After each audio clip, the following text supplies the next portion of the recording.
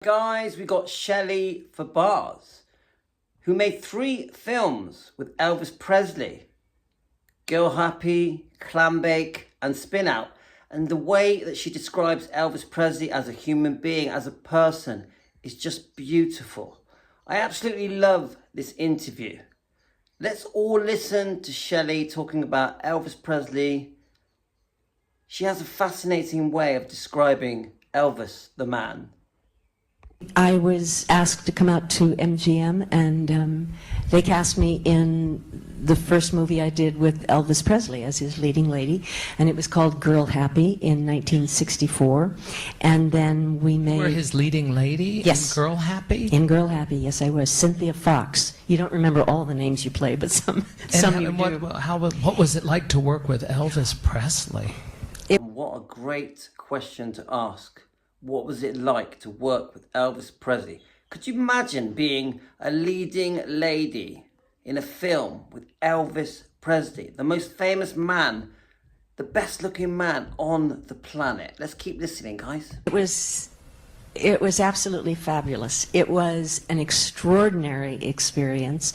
I hadn't been a huge, gigantic, screaming Elvis Presley fan. I liked him, and I liked a lot of his records, but at that point in my life, who I was in love with was Jimmy Stewart. I had sort of somewhat a different sensibility, I guess. Mm-hmm. So, but I was cast in this movie, and I knew, and it was a sweet movie. It was a nice, it was an Elvis Presley movie, but it was one of his better ones, I have to say. It's the first day of shooting. I'm on the set, and best way I can describe it is you just something was happening, and I didn't know what it was, and everybody kind of stopped, and I looked over, and from that end of the soundstage, it was Elvis, and he was walking in. He wasn't doing anything. He was walking in, and the presence that this man had, you couldn't talk, nobody did anything. You just sort of stopped and watched him. And I remember thinking, oh my God, it's Elvis Presley. I'm never going to be able to even open my mouth around him. All my years of, oh, Jimmy Stewart's for me. This man was just so, he was beautiful, and but just a charisma that was just amazing. I'm happy to say, very happy to say, we became, you know how you meet certain people sometimes and you say hello and the other person says hello, and it's just a click. You feel like you've known each other forever. Yeah, it's always amazing and interesting when that happens. And that happened for Elvis and for me. We just clicked. I ended up doing, Mike announced yesterday that I was the only person who ever did 3 movies with him. So, I mean, that is true. Now, I've heard this a few times before, that Elvis just had this sort of magical connection with people. He would make them feel very special. He would make them feel like they were the most important person that he'd ever met. Such a special man that really won people's hearts over very quickly. Unforgettable. Let's keep watching, guys. And we just had a fabulous, fabulous time. People usually ask me, so was there a romance? Usually the first question I'm asked is, what was Elvis like? And then the second question is, what was it like to kiss Elvis? And then the third question is usually, okay, did you have a romance with him? Well, no, I didn't. I had actually just become married, not to Mike, to my first husband, about 6 days before we started the movie. So but what it was, I think, for Elvis was that because every woman around him, I'm telling you, it was just like radar. They would just go flying for him. And he got it that I really liked him at the beginning, and we ended up truly loving each other. But there was no romantic involvement, and I think he didn't have that almost at any time in his life. And I think it was very refreshing for him, and I think allowed him to relax in a way that he probably wasn't able to when the flirtatious thing was going on. But I loved him. He was charming. I miss him to this day, always will miss him. And he was that Southern gentleman that we all loved and thought of, and I just ache for what happened with him. It should never have happened, and he was being another victim of show business, really. Yes, he was. I mean, he made a lot of choices that were bad choices, but it came out of I always say he was a boy 19 years old from Tupelo, Mississippi, and the second movie that I made with him, we did in 1966, and we were shooting out at MGM. And MGM, they've seen everybody. You know, they've seen Clark Gable, they've seen, just mention a star, and they were always there. They don't care about anybody. They usually are just looking at their watch. When is it time to go home? Okay, so I'm at the commissary one day having lunch, and my back is to the door. And this is at sort of the lowest point of Elvis's career, because the Beatles had arrived and the Beatles had swept everything. And but we were still doing this movie. Anyway, the MGM commissary was a gigantic room, and I was having lunch with somebody, and I was facing her this way, and the door of the commissary was in back of me, and then all of a sudden, it was that same, something was happening, you know, and I didn't know what it was, and then I swear to you, nobody believes me, but this is the truth, this is what happened. Everybody in the commissary started to get up, and and I thought, what in the world? And they were just rushing, and I turned around, and you know how when you're trying to look through a glass door, you're outside, the sun is out, and you have to do this to see in?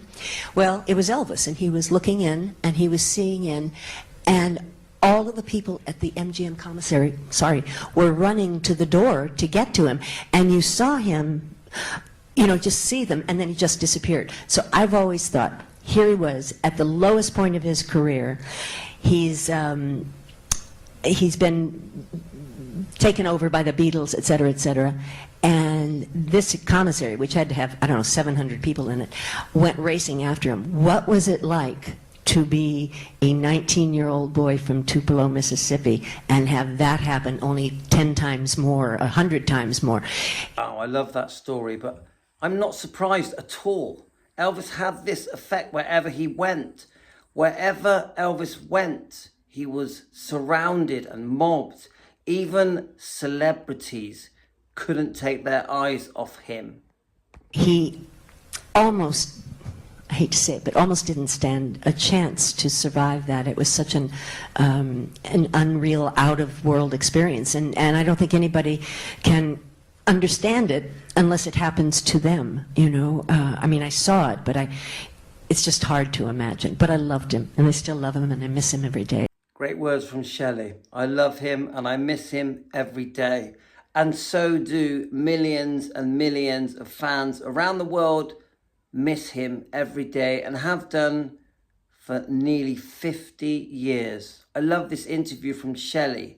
So heartwarming and so honest and truthful and very loving. She obviously was really, really, really taken by Elvis. Never forgot Elvis, the true man, the good-hearted Christian man who was kind, loving and generous to every person he came across, no matter who they were. So let's listen to Shelley doing this interview again from close up. And I just wish you guys all the best, and thank you so much for tuning in and watching our little video clips that we put together for defending Elvis Presley. Remember, we defend Elvis Presley. We do live streams 2 or 3 times a day, defending Elvis and Lisa Marie and the Bloodline. Take care, everyone. Enjoy. Elvis. Everybody always asks about Elvis. Yes. He was a wonderful man. I truly loved him. We had a lovely relationship. Because I did 3 movies with him, it spread out over a number of years. And you know how you meet some people, and right away when you meet them, you kind of go, hello, and you just connect. You know, you don't know what it is, you just connect. And that happened for the two of us. It was odd. It was not a romantic thing. I had in fact just gotten married, my first marriage, about 17 days before that. Oh wow! And so so I was clearly an exuberant bride. I was so I like kids used to do in school, Mrs. So and so and so. I was still in that phase, writing that all the time. But he and I just sort of connected, and we just, and it just grew from there. And he was just a very sweet, He was the good Southern boy. Everything, you know, all of those Southern manners, yes ma'am, no sir, thank you ma'am, etc. All of those things were really such an integral part of him. You know, it didn't have any sense of somebody trying to do that or to remember to do that. It's just clearly part and parcel of who he was. And he had a darling sense of humor. He and his guys that were with him, they loved to play practical jokes on people. They had, you know, like water balloons and stuff like that. They loved those kinds of things. And I have actually, the favorite picture I have of the two of us is one. It was taken at the end of, it was the last scene in a movie called Clambake, the last one we did together. And in this scene, Elvis, well, as I've said a lot of times, the movies were always the same. You know, he was a race car driver or a ski instructor, and we were always in Florida, and it was, you know, but this particular one, he was a race car driver. And he, coming down to Florida for the summer vacation, for spring vacation, he was incredibly rich. I mean, just rich, family money. And on the way down to Florida, he stops in at this gas station, and I don't know if you remember a lovely actor by the name of Will Hutchins. He played Sugarfoot on television many years ago. And he worked as the gas man there. And they decide to switch places because Elvis has a job to be the ski instructor. Or no, Will has the job to be the ski instructor. So they change places. And Will is, of course, delighted. He's driving a Maserati. He's doing this, he's doing that. And Elvis shows up just as this guy who's going to give ski lessons. But the movie goes on, and in the very last scene, obviously, I've fallen hard for him. And he said, no, really. He said, we switch places. I'm who this, and she goes, no. And he finally pulls out his wallet. And he hands it to me, and I'm supposed to open it up and see his driver's license and all of that. Well, he and the boys had, there was a picture that went around years ago of a really gnarled-faced old woman with no teeth, and just her face had sort of collapsed in on itself. Nobody ever knew whether it was an actual photograph or not. Right. But it was quite funny. Anyway, so we're doing this scene, and I open it up, and this woman is looking back at me. And this is one of those things that is never as funny when you're retelling it, you know, but at the time you're doing it, it's hysterical. And I laughed so hard, and he was laughing so hard, and the set photographer was there, and he caught the moment, and so you really see me laughing, and I'm clearly hysterical. And they catch him. He's just kind of going to hit the steering wheel because he's laughing so hard. So he's almost a tiny bit out of focus, just a little bit, but he's laughing so hard. It's just clearly a really, just a sweet moment. And it's one of my favorite pictures.